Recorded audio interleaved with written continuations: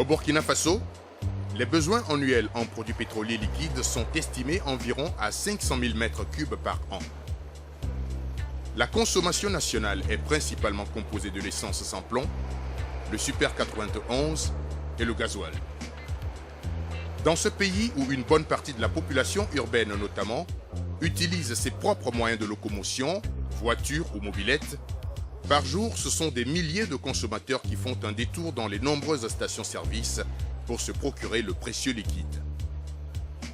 Un geste certes banal, habituel, mais de plus en plus difficile pour les Burkinabés qui doivent faire face à une flambée sans précédent des prix à la pompe. Et ils ne décolèrent pas. Vraiment c'est cher. Donc on revoit sur le prix là.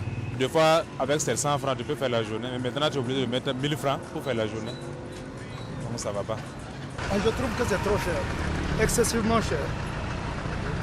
Surtout pour les taxis, c'est pas facile parce que s'il faut payer 1 litre à 600 francs à peu près, il te faut combien de passagers pour avoir les 600? 3.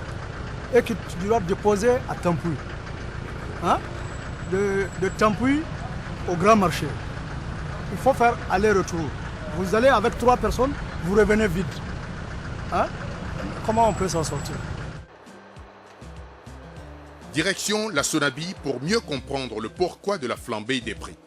La Sonabi, c'est la Société nationale burkinabé des hydrocarbures, société d'État, à capitaux entièrement publics. Elle détient le monopole d'importation de tous les produits pétroliers au Burkina. En fait, le système libéral qui a fonctionné depuis les indépendances avait montré ses limites à un moment donné aux yeux du gouvernement burkinabé. D'où l'idée du monopole confié à une société publique. C'était un secteur totalement libre, compte tenu de l'intérêt stratégique des produits qui étaient en jeu. Il y avait une implication plus ou moins douce de l'État. Et puis, je pense qu'il y a eu quelques temps forts. Déjà, il y avait le problème de la sécurité de l'approvisionnement, la continuité de l'approvisionnement. Et en 1978, je pense, si ma mémoire ne me trahit pas, l'État a adopté un texte pour fixer un niveau de stock à tous les opérateurs.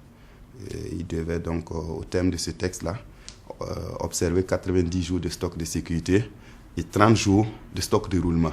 C'était une des implications fortes, une des premières implications fortes de l'État dans la gestion du système. En résultante, il y a eu la création de la CEP. Les pétroliers d'alors se sont mis ensemble à Bobo. Ils ont enlevé les clôtures entre les différents dépôts et ils ont fusionné leurs installations qu'ils ont agrandies par la construction de 3 réservoirs et ils ont créé la société d'entreposage de Bobo qui a été un agrandissement sensible des capacités de stockage à Bobo.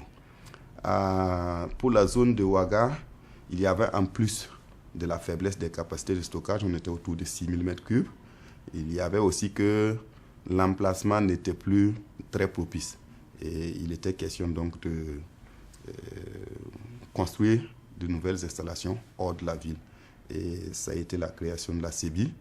Et pour la création de cette société, compte tenu de l'importance des investissements qu'il fallait consentir, la profession n'a pas été capable toute seule d'entreprendre une action similaire à celle de Bobo.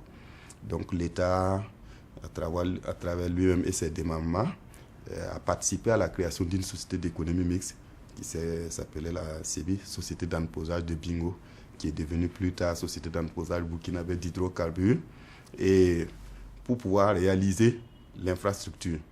Alors, après donc 1978, par ces 2 actes-là, l'État a mis un peu plus les pieds dans les secteurs et a pu comprendre certaines règles de fonctionnement et a pu relever des dysfonctionnements importants dans le secteur et a pu également constater qu'il y avait des choses à faire pour alléger la facture pétrolière.